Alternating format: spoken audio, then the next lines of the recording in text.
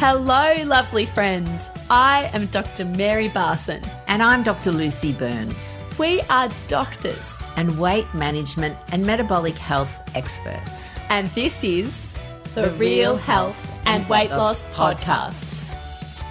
Hello, my friend, Dr. Mary here, and joined as ever by my fabulous colleague, Dr. Lucy. Dr. Lucy, tell us what's happening in your life right now. Oh, good morning, lovelies. I am, well, you know what? I'm fabulous. It's the middle of Feb when we're recording this. And honestly, I know a lot of my conversation revolves either around the quality of my sleep or the weather. Yeah. And partly because they determine how I feel in the day. But the thing is, so the last couple of days I've had great sleep and the weather has been beautiful. So therefore, I've got nothing to complain about in life. So no, I'm super. I love that. That's good. I'm happy for you. Yeah. I'm pretty good too. I'm feeling grateful to have power and internet right now because much of Victoria is currently not having much power or internet. So feeling grateful, have gratitude.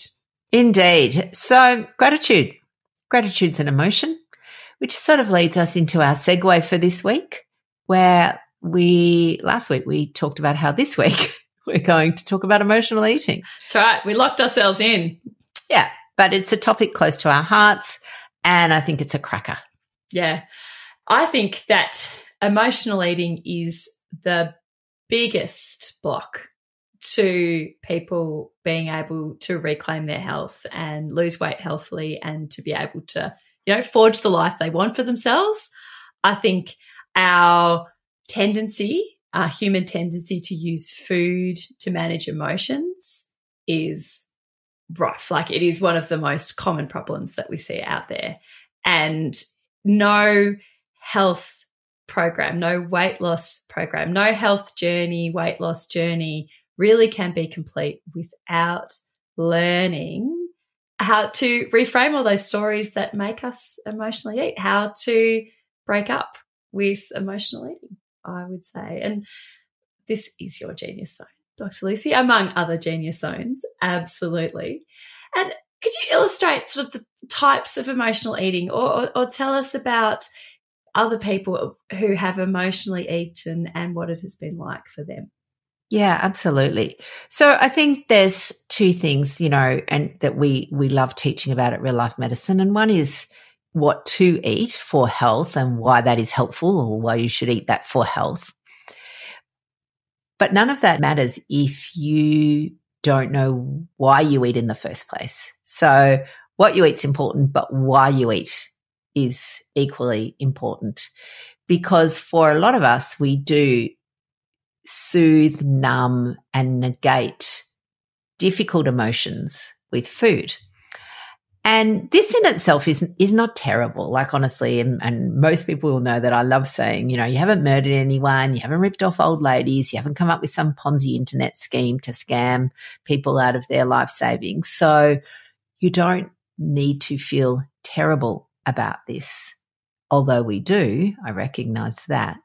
This eating to soothe or numb or negate a negative emotion is a tool that at one stage served you well and may no longer serve you well.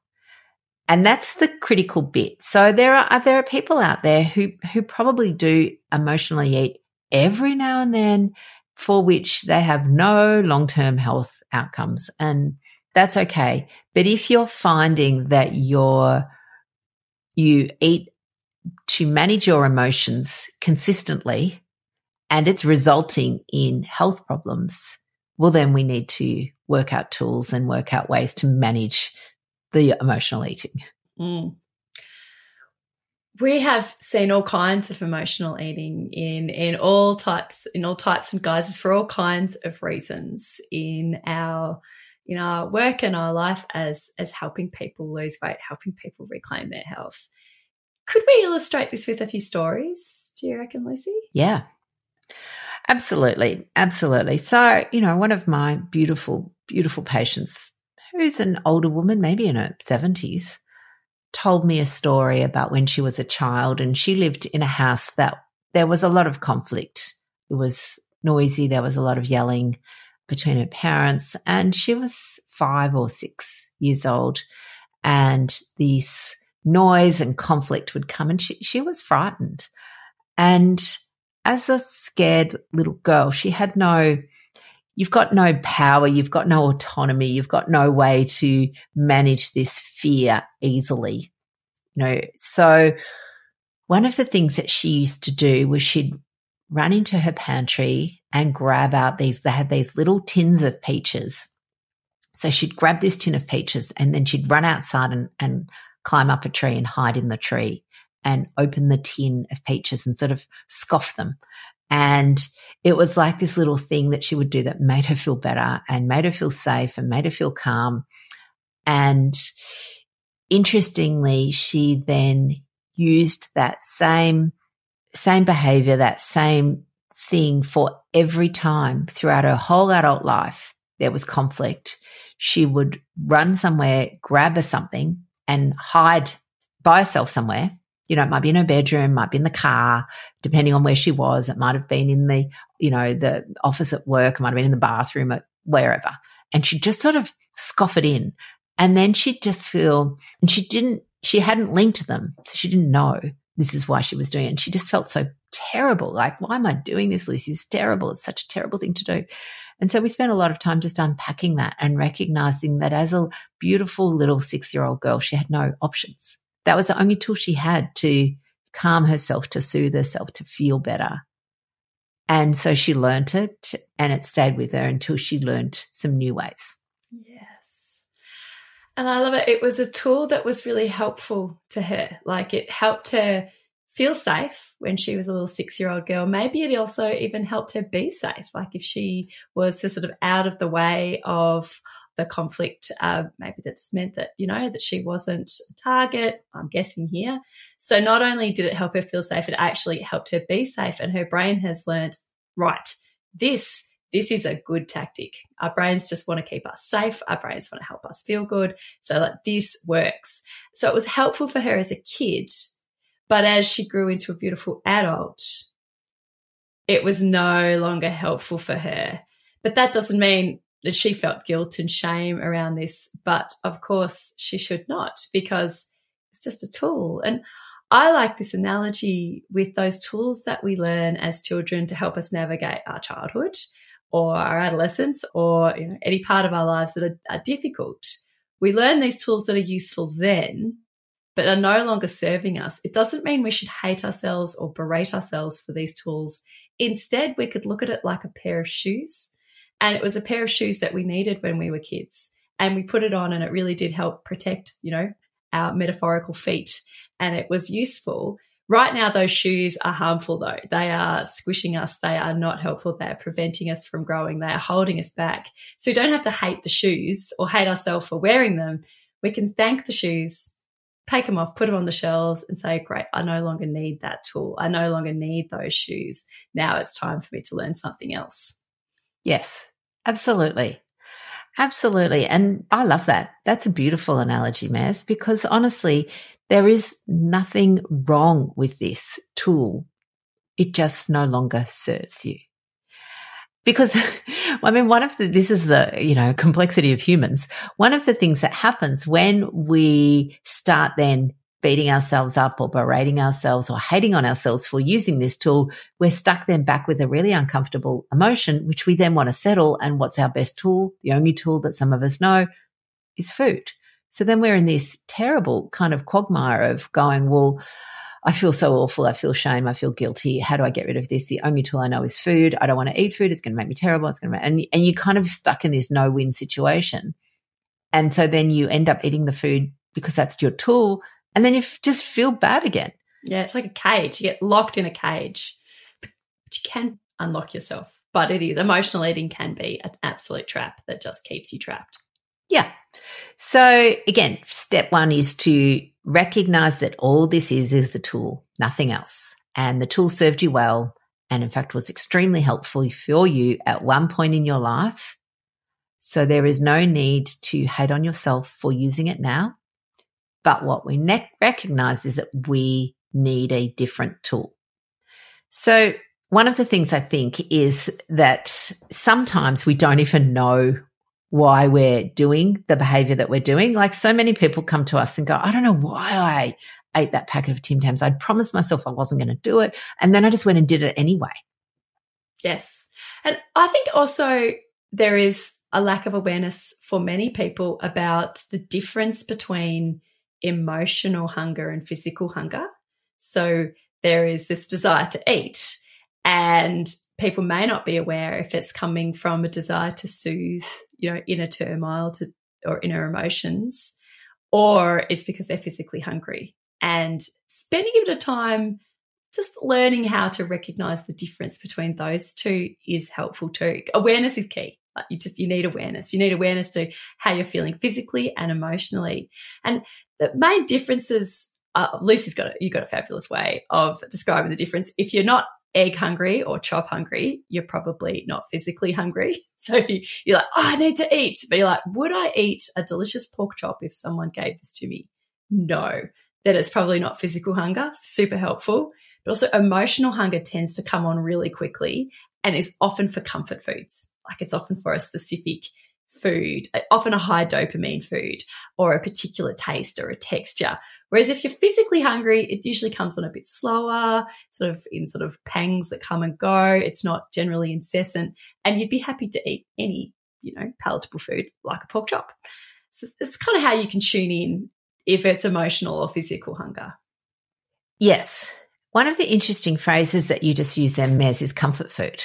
And that in itself is an interesting discussion because it's a phrase that is used a lot in society about comfort food, and people will identify particular foods as comfort food. And what one person might think of as comfort food, a different person, that won't be their comfort food. So, again, something that can be really helpful is to have a list of what foods do I think of as comfort food? And, if you're thinking, warm puddings or pasta or a block of chocolate or a packet of lollies, whatever they might be, they are the things that you describe as comfort food. Well, then I think that's really telling in what your brain actually thinks their use is for. Yeah.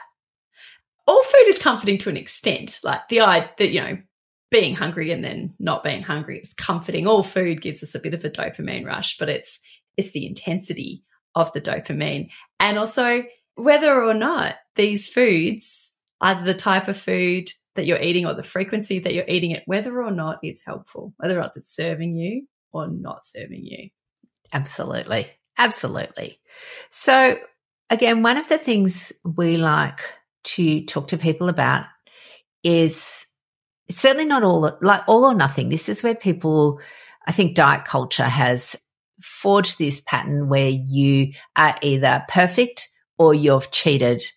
You're either perfect or you've broken it. You're either perfect or you've wrecked it and you're not going to lose any weight, so you might as well go the whole hog and just eat whatever you like. There's all of those sort of underlying thought processes. But to really identify and then manage emotional eating takes some time. It's not going to be done in a day or a week because it's really long-standing behavior that we're trying to identify and then reprogram our brains for a different option.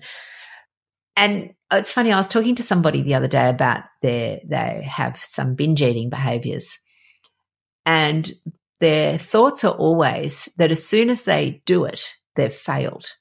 Whereas we talked about the idea of occurrence reduction. So, she used to binge every day, then it went down to twice a week, and then it went down to once a week, and then she hadn't done it for a couple of weeks, and finally she hadn't done it for a couple of months. And then, we're now at the 6-month mark and there's been no binging. But initially, the first time she'd sort of stopped it and then she had a binge, her brain told her, or she told herself, she's failed, she can't do it. It's hopeless, she'll never get over this. Whereas when we look at the idea of reduction, and I think you can do the same with emotional eating, you look at how often you reduce the occurrence of it And over time, what you'll find is that it becomes less and less of something you do because you cultivate and develop more and stronger tools to manage it. Yes. Yeah. It's not all or nothing. It's all or something. Yeah. And perfectionism is another trap, another thing that will keep us trapped without growth and change, because we're not going to do things perfectly. Not humans, not generally. No. So, Maz, one of the things that we like to help people with, apart from, first of all, identifying their emotions, is recognizing that, again, as humans, we're dynamic beings. We don't just wake up every day, have the same emotion every day, have had the same sleep every day, face the same weather every day, have the same challenges every day. Every day is different. And so there are particular circumstances, though, that we know that will make people potentially more vulnerable to emotional eating. So this is not to say you're guaranteed to emotionally eat if you experience these. What these are like just little signposts to help you identify situations in which you might be more vulnerable. And so therefore you can develop that awareness and implement some of the skills that you've learnt or some tools that you're developing. So, Maz, I thought it would be helpful if we go through some of those for our audience. Sleep deprivation is certainly going to be one of them. If you're tired, you're going to be more vulnerable to emotional eating because your stress hormones are higher, cortisol is higher, also your corticosteroid releasing hormone is higher, which actually physically makes us go out and seek high dopamine food and activities, where our hunger is going to be increased. Our physical hunger will be increased when we're really sleep deprived, increases in ghrelin and changes in our leptin. So that tired state, absolutely, you are going to be quite vulnerable to emotionally eating. And as a mother of a 19-month-old baby, I have got some very recent experience with significant sleep deprivation, and being aware of that's really helpful. So when I'm sleep deprived, even just being aware that I'm more vulnerable to this is useful. And one thing that helps me in those times is to make sure that I eat a lovely good amount of nourishing, filling, healthy foods with, a good amount of protein and fat, and I keep hydrated. That is very helpful. And also just, implementing my other mindset tools during that time. Yeah. There's a lot of advertising that goes on around energy drinks and energy foods. And, the market to that feeling, you're tired, you need this to help you plow through the day. And a little hack for me is that if a drink or a muesli bar or anything describes itself as high energy, you just take that word energy and transfer it into calorie, because calories are just a unit of energy. So if something is telling you high energy, it's a high calorie product. Now, again, that doesn't mean that you're a bad person for eating it. But what I like to do is go, okay, I'm making this decision with full knowledge, not with tricks and mirrors, and swap out anything that's high energy, aka high calorie. And high sugar generally too.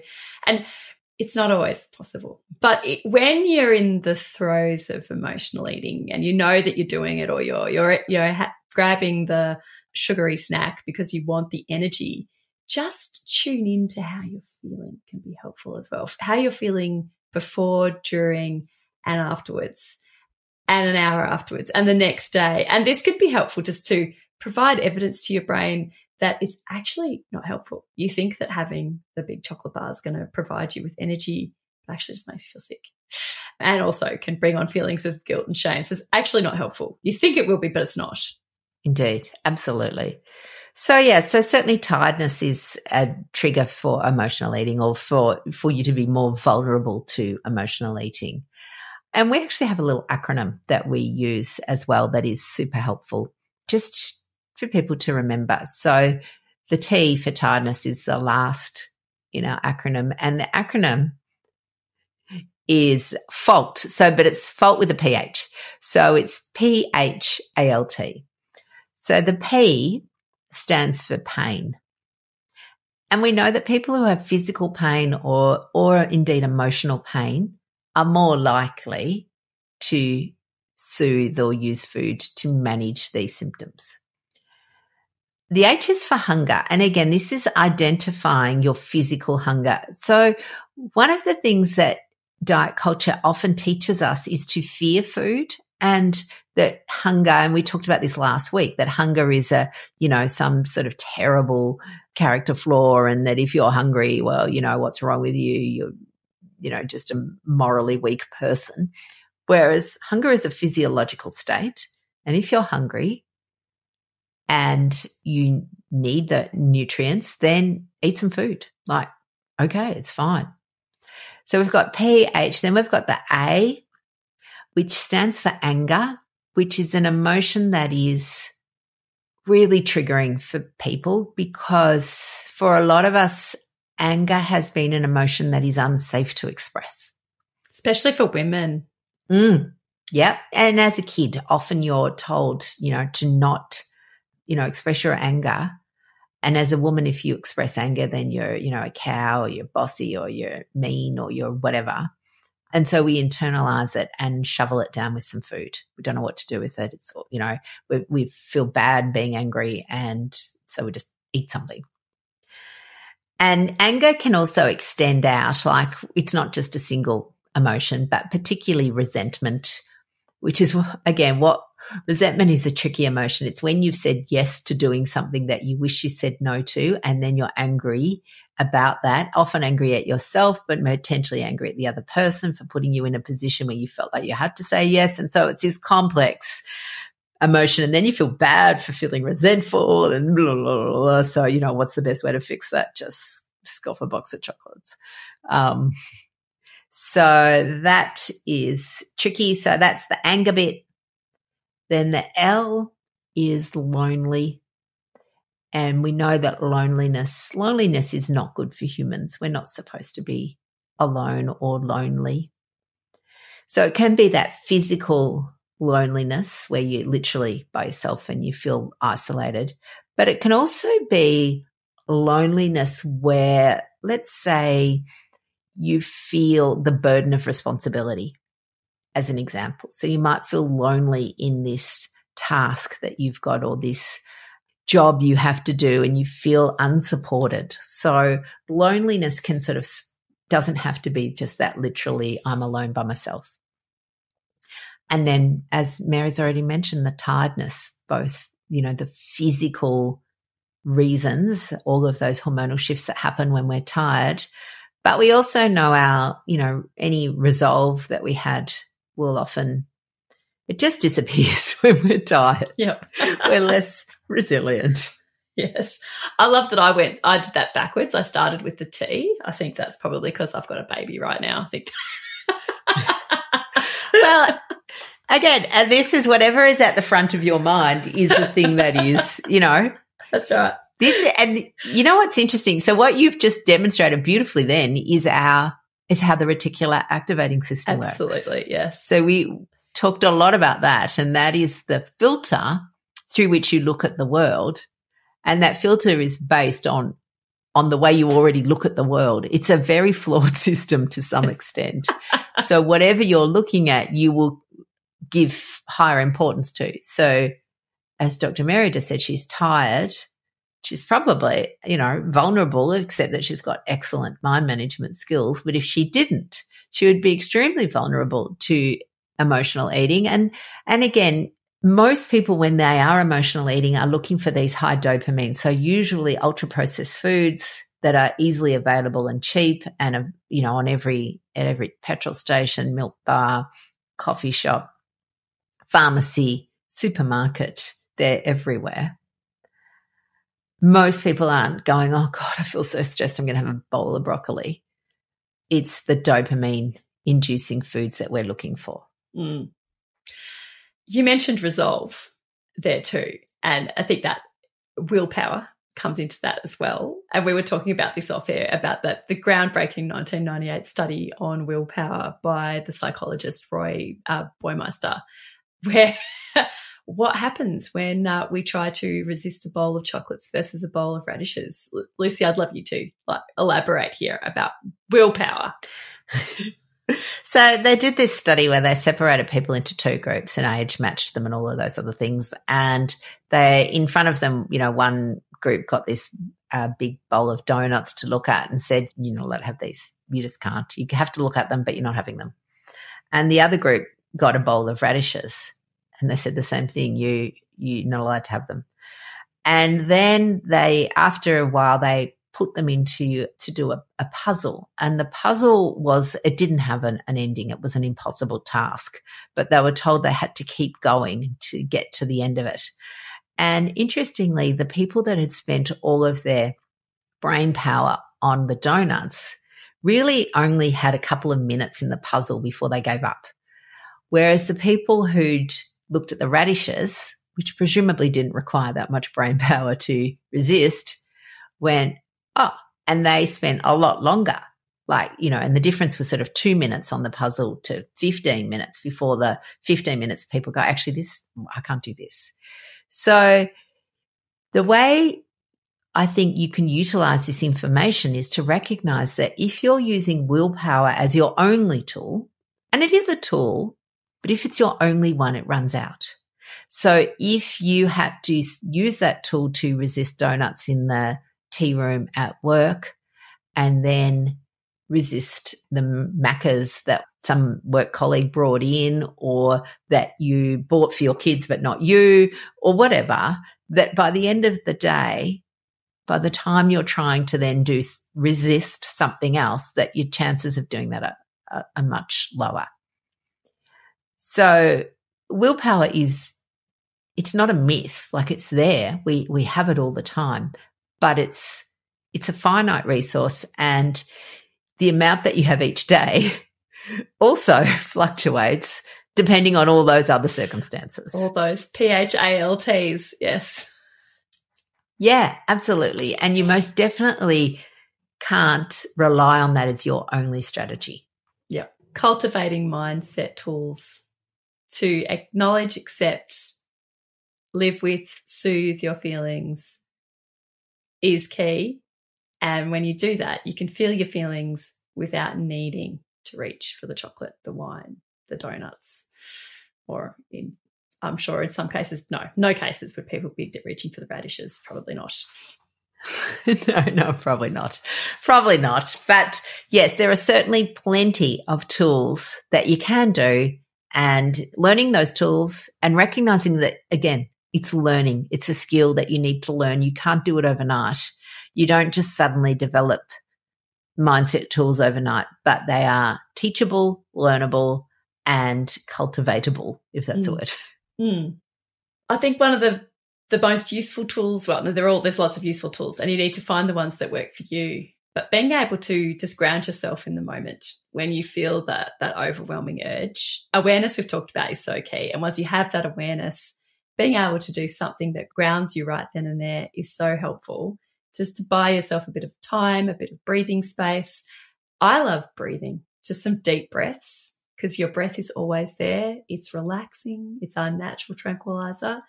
Just a few deep breaths can make an enormous difference to how you respond to intense negative emotions.